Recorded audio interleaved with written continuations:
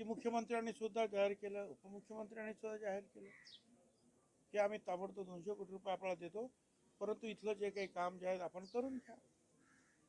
महानगरपालिकेला सांगितलं. महानगरपालिकेमध्ये सुद्धा कमिशनर वगैरे जे आहेत, भोसले वगैरे, त्यांना सुद्धा करायचं आहे.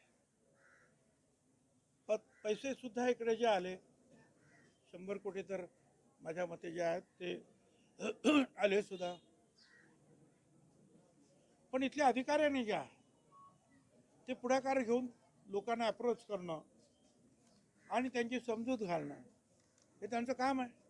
आपण मोठे मोठे प्रोजेक्ट करतो, मोठे मोठे रस्ते करतो आहोत. 500 किलोमीटर, 400 किलोमीटर, हजारो एकर जमीन आपण ॲक्वायर करतो आहोत. लोकांचा विरोध आहे, कोणी विरोध करत नाही असं नाही, पण त्याची आपण समजूत काढतो. काय त्यांचं जे काही कॉम्पेन्सेशन जे आहे जास्तीत जास्त देण्याचा प्रयत्न करतो, नेगोशिएशन करतो, हातापाया पडतो आणि मग तिथून जे आहे त्या जागा मोकळी करून आपण आपले प्रोजेक्ट पूर्ण करतो. हे तुमच्या इथे सुद्धा आता मेट्रो होते आहे, कुठे आणखीन होते आहे, काय काय परत आता आणखी काय रिंग रोड होणार आहेत. जागा तर लागणार की नाही, कोणाचं तरी घर जाणार आहे, कोणाची तरी जमीन जाणार आहे. पण तिथे जो स्पीड असतो कामाला, तो स्पीड इकडे अजिबात नाही, शून्य स्पीड आहे. शेवटी मग मी काल भोसलेंना सांगितलं कमिशनरला की बाबा मी जातो आहे, आज त्यांच्या घरामध्ये कार्यक्रम आहे म्हणून ते आले नाही ना, ते येणार होते. आणि त्यांनी सांगितलं मी माझ्या अधिकाऱ्यांना पाठवतो, ते आपल्याला सहकार्य करतील. इथे अनेक लोक आहेत की ते स्वतः होऊन आपली जागा द्यायला तयार आहेत.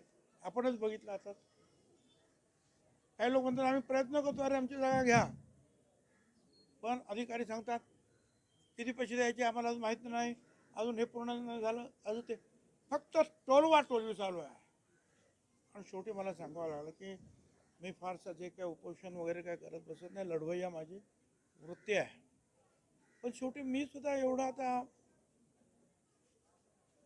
थकून गेलो आहे की असं वाटतं की ठीक आहे, मग आता एकदा शेवटचा उपाय जो आहे तो बसू मग इकडे येऊन काय करणार. मग आता जे काय अधिकारी आणि सरळ सरळ जे कोण लोक माझ्याकडे आले होते की आम्ही जागा तयार आहे, त्यांची आता समोरासमोर गाठ घालून दिली.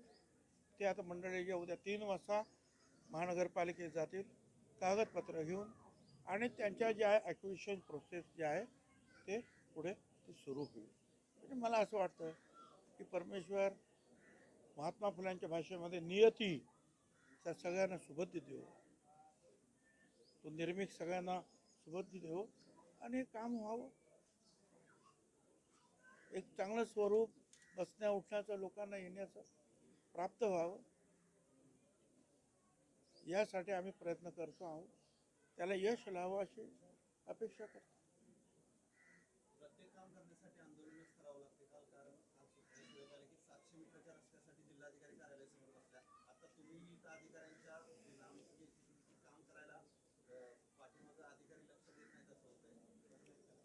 प्रत्येक वेळेस आंदोलनच करावं लागणार का? आता ते सरकारला विचारा तुम्ही. मी सरकारमध्ये म्हणजे मंत्रिमंडळातले जे आहेत, इथे पालकमंत्री आहेत, मंत्री आहेत, ते उत्तर देतील ना.